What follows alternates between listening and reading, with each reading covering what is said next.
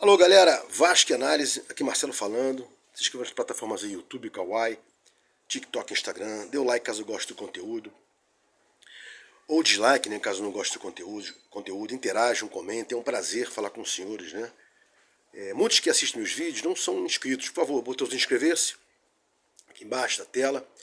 Sininho para receber as notificações, para o YouTube verificar que a gente tem uma boa abrangência, soltar mais informações quando os vídeos forem ao ar.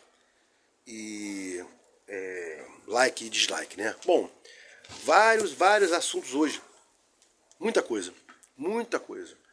Vamos começar pelo seguinte, mercado da bola.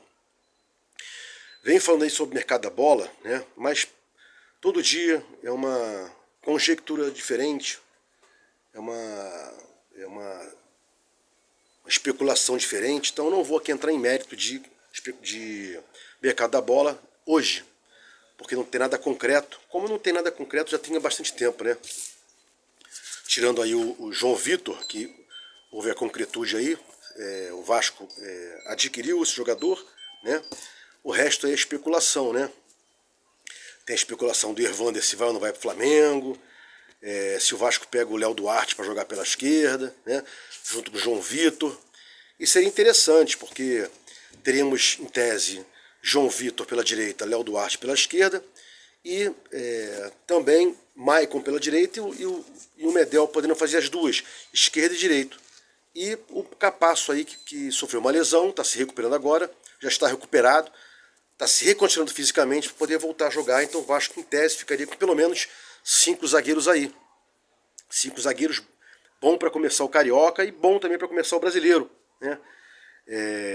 Se vingasse aí, Léo Duarte seria para fazer uma dupla com o João Vitor, titular ou não importa, os 4 disputariam aí vagas, inclusive o quinto, Capasso também, mas eu acho que tecnicamente o Capasso estaria, o tempo de bola, essas coisas todas, estaria abaixo dos 4, Medel, Maicon, João Vitor, e teria que saber como está o Léo Duarte, se o Vasco vier a pegar esse jogador, que tudo é conjectura, e não vou ficar aqui conjecturando nada, porque não é o objeto do canal, né? Bom, vamos lá. Então o mercado da bola, paro por aqui, né? Espero para amanhã, quarta-feira, ou quinta, ou sexta, né? O Vasco se representa no sábado, dia 6, né? Então até lá, talvez tenha alguma novidade aí, né? Hoje é dia 2, terça-feira, 3, quarta, 5, quinta, 6, sexta, salvo engano, 2, 3, 4, 5, não, 6, 5, 6, 5, sexta e dia 6, sábado, né? Hoje é dia 2, terça, quarta, quinta e sexta, 3, 4, 5, é isso aí, exatamente. Dia 6, sábado, representação, né? Bom, se no tópico do vídeo aqui é o seguinte, a gente, quando o Vasco começou-se a propagar isso aí, né? Vamos vender para 777, não vamos e tal. Aí primeira votação, óbvio, os sócios decidiram que o Vasco poderia ser vendido para uma 777. E a segunda votação, que ele poderia ser vendido para alguma 77 e para 77, poderia ser vendido para alguma SAF, perdão. E na segunda votação, que ele poderia ser vendido para alguma SAF 777, que acabou adquirindo o Vasco aí, né? E os canais mais importantes aí, né? Sempre falo, atenção vascaínos e tal. Mário Coelho, Diguinho, Fábio Azevedo, e o Edmundo não estava forte no mercado ainda, mas falou, né? Deu a bênção para que houvesse a venda dos times para SAFs, que seria o caminho, blá blá blá. E todos esses aí afirmaram, eu tenho gravações registradas de todos esses aí, né? Que eu falei, salvo Edmundo, que não falou explicitamente sobre isso, mas foi a favor da venda da SAF, para a SAF, né?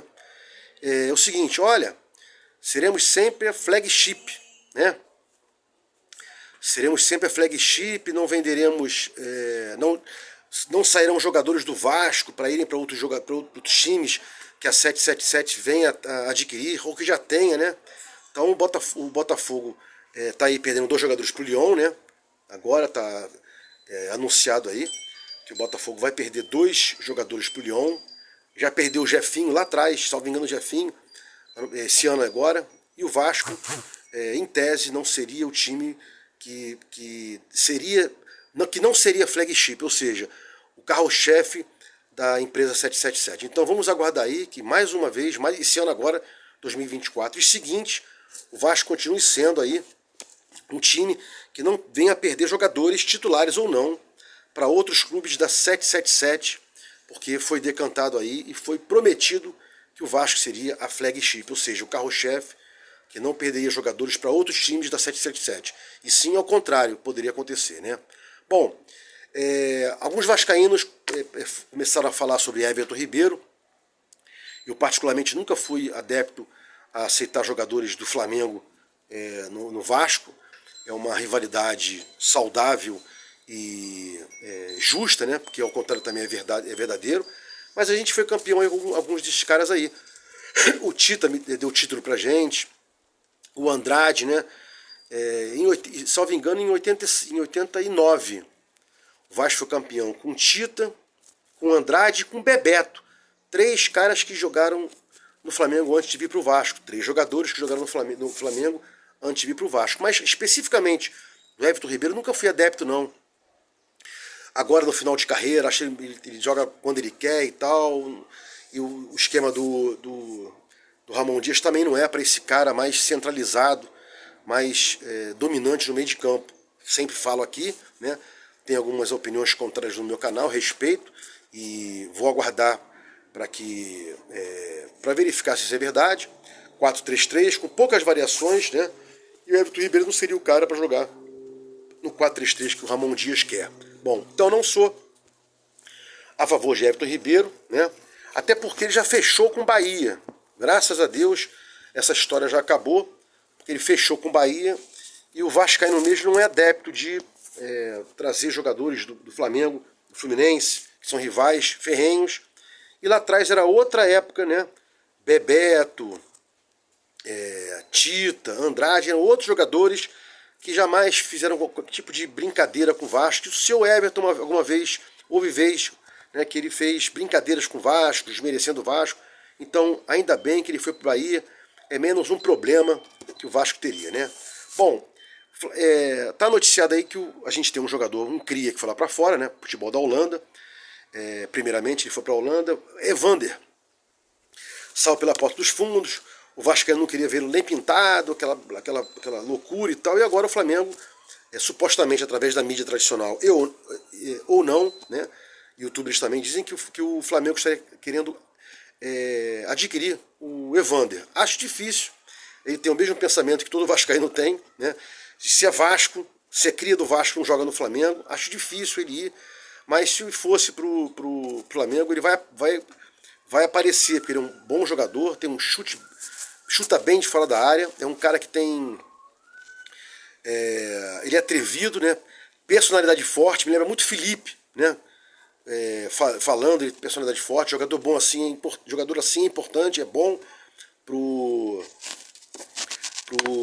Vasco, para qualquer time, né? Jogadores com culhões, né? Bom, eu falei sobre Léo Duarte agora há pouco no início do vídeo, e importante falar aqui, repetir o que eu falei ontem, anteontem, salvo engano. Ontem eu acho que eu falei, mas anteontem já não lembro. No 4-3-3, para não ficar aquele buraco no meio de campo, a zaga tem que subir um pouco. Então seria importante aí, né? Já trouxe o João Vitor pela direita, se trouxeram o Léo Duarte pela esquerda, a zaga fica mais rápida, né? Salvo engano, o Léo Duarte tem 27 anos, a zaga fica mais rápida, então pode subir mais a zaga, diminuir o buraco no meio de campo, o time ficar mais compacto, menos espaçado, e deixando aí o Medel e o Maicon supostamente para uma reserva, né? Ou como o Vasco sempre fez, botava o Odivan para dar o bote e o Mauro Galvão atrás. Isso o torcedor novo, que não vivia essa época, vai assim, pô, esse cara é maluco, não. O Odivan dava o primeiro combate, era rápido, o Mauro Galvão mais centralizado, ficava no rebote, quase não errava. Então pode ter isso aí também, 2 zagueiros rápidos, ou um rápido e um lento, né? Agora, Medel e Maicon patentemente não são rápidos, né? Medel tem um pouco mais rápido que o Maicon, mas não são rápidos, nem para ter um dando bote e nem para ter outro na cobertura. Mas vamos ver aí como é que vai se desenhar aí. Se vai ser João Vitor e um outro zagueiro que vem para jogar pelo lado esquerdo, talvez possa ser o Léo Duarte, ou se vai manter o Maicon e o Medel, não vou ficar aqui conjecturando não, né? Bom, Outro tópico interessante é que o Pedrinho noticiou aí que vai querer colocar o Edmundo em alguma posição na diretoria do Vasco, né? Supostamente para falar alguma coisa, para ajudar e tal. Comandar não, porque só tem 30%. O Vasco tem 30%, a 777 tem 70%, então não seria o caso de chegar e decidir nada. Mas seria, de repente, uma segunda opinião, né? Junto com o Pedrinho aí, que eu acho mais preparado fora do campo do que Edmundo, né? Porque estudou para isso, a gente tem notícias que ele estudou, se habilitou e tal, agora é o presidente, mas olho vivo aí, né? Eu não gosto muito das atitudes do Edmundo fora de campo, nunca gostei, não gosto das opiniões dele, são contraditórias, né?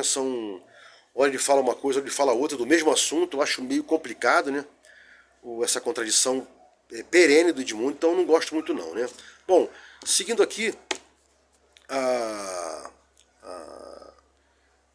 as contratações, né? Falei que não ia falar de mercado de bola, mas esse Benjamin Rolege, acho que se pronuncia assim, ele é uma aposta ainda, não é um cara já pronto para jogar, é uma aposta.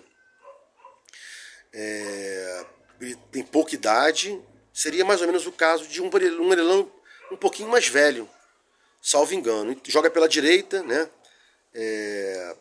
Tem que ver se vai se adaptar ao 4-3-3, o esquema tático do Ramon Dias. Mas olho vivo nesse jogador aí, um jogador que joga pela direita, rápido, muito habilidoso, mas eu não sei se seria uma boa agora contratar jogadores novos, propostas, não jogadores para chegarem e jogarem, né? Como o Vasco tentou que fosse o Payet e não foi o Payet, que não estava pronto.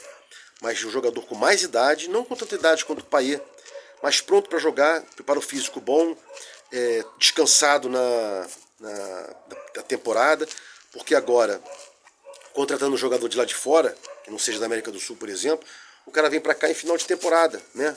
Metade para final e depois não tem pré-temporada, arrebenta algum músculo, algum tendão, então fica complicado. Então eu acho que olho vivo nesses caras que o Vasco vai trazer para cá, que tem que ter uma pré-temporada, e a representação agora é sábado, agora dia 6, que vai ser no Uruguai, inclusive, a pré-temporada. Então seria importante trazer jogadores descansados, né, que não tivessem aí, estivessem emendando uma temporada na outra, né. Bom, para fechar aqui, né, esse vídeo, eu vou falar uma coisinha interessante pra caramba, né. Só tem um vídeo há pouco tempo falando o seguinte: olha, quem errou, Paulo Brax ou o 777? 777 ou Paulo Brax, blá blá blá. Qualquer erro agora que o Alexandre Matos venha cometer, é ele que cometeu, e juntamente com a 777. A 777 colocou ele lá como representante do Vasco. Então, se houver qualquer erro, contratação errada, preço exorbitante pago num jogador que não venha render, algum jogador que o Vasco pudesse trazer, não venha trazer, porque a 777 não liberou, porque não houve pulso forte do Alexandre Matos. Então esse é o momento agora da gente começar a analisar o trabalho dele, né? Ele vem aí decantado como um excelente diretor técnico, né? Homem da bola, Palmeiras, Galo, Atlético Paranaense. Então é importante que saber se no Vasco ele vai se adaptar, porque esses times todos que eu falei aí gastaram mais dinheiro do que o Vasco está propenso a pagar. Isso é fato. O Vasco não vai gastar muito, a 777 não vai gastar muito, como o Atlético Paranaense gastou, perdão, como o Palmeiras e Galo gastaram. O Atlético Paranaense gastou menos, mas também no conjunto da obra gastou muito mais do que o Vasco, que começou a investir ano passado, quando foi vendido para 777, né? Bom, Vasco em análise, fique com Deus e até o próximo vídeo.